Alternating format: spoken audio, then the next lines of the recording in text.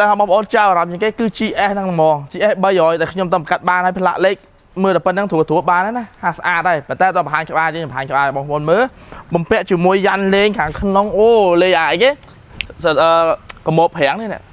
មើលដាក់គេលេខស្អាតតាពណ៌ខ្មៅចឹងហើយខាងក្នុងគេមើលទៅប៉ុណ្នេះអានេះប៉ុងមួយបងណាប៉ុងមួយមើលទៅខាងក្នុងប៉ុណ្នេះប៉ុងមួយបេតុង6អានេះ full ពេញតែម្ដងបង full ពេញហ្មងបងប្អូនអាចមើលបាន full ហ្មងហើយតនេះឲ្យប្រភេទឡានស្អាតអត់បុកកាត់តស្ងោរដល់ពណ៌ទេអានេះតែមកកាត់បានពីម្ចាស់ដើមមកតែម្ដងប្រភេទ GS 306យីវាយសារ logo export ណាទៀតចាំណាជន់ហោះ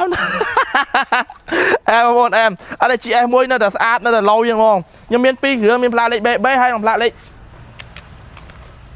BY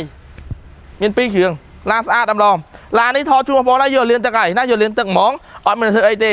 ចូលបងចាអារម្មណ៍អាចមកមើលផ្ទាល់បានចង់បានយកទៅផ្ទះបានអត់អីទេព្រោះប្រភេទឡានចេះគឺសិតតែខ្ញុំកាត់មកខ្ញុំមើលច្បាស់ហើយថាសំណុំប៉ុន្មានអីប៉ុន្មានហើយជាមួយបង្ហាញខាងក្រោយបងប្អូនមើលតិចយូជាតិហ្មងអត់តែ GS ជន់អែមណានិយាយមែនតើណាយើក៏មានដាក់កាមេរ៉ាអែមទៀតណាលក់បានទៀតមើលអានេះដីទីខ្ញុំតែថាថតហើយយកលៀនទឹកដល់ថ្មីហ្មងហើយចង់មើលក្រុមសិននេះមកមើលមួយទៀតមកក្រុមសិនទៀតមកចូលហើយមើលអស់អត់ដឹងថា GS មួយគ្រឿងនេះកាត់មកស្អាតអត់ថ្មីអត់ក៏មកចេះនិយាយអូយថ្មីអត់ទៀតប៉ិតឡានមើលមិនយល់មើលទៅជាប់ហើយមើលនេះ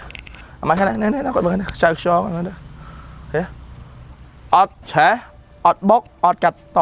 និយាយមែនតើណាហើយបងមើលតវ៉ូស្គូស៊ីនអត់តែម្ដងអញ្ចឹងបងចាអារម្មណ៍ GS មួយគ្រឿងនេះអាចចូលរួមខ្ទង់តែ10000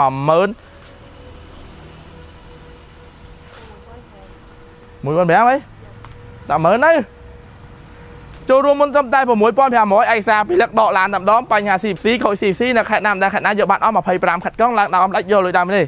ចាប់អារម្មណ៍មើលក្នុងវីដេអូហើយកក់លុយយកហ្មងទៅណាព្រោះផាច់អាចទៅលឿនមែនតើផេត GS មួយគ្រឿងនេះព្រោះអត់នៅយូរទេហើយបងប្អូនចំណេញបានយ៉ាន់លេងមកកំ plei តែម្ដងអូយ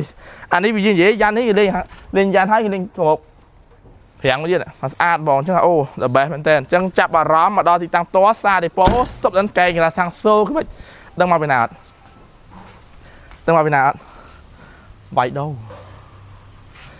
គាត់យកវាយដូរហ្មងអញ្ចឹងមកបងមានឡានវាយដូរអីចង់វាយដូរយកឡានចាស់ដូរឡានសូ24 25អីមកយកមកណាអីទេនេះសូ1វាយដូរយកសូ22វាយដូរបានវាយដូរអីស្ទើរលុយបងលុយបានហើយក៏ហងអត់ទេចង់ថែមលុយទៅដូចគ្នាអត់អត់តម្លៃអត់អីហើយចុកមកលួតបូក30%ឯសា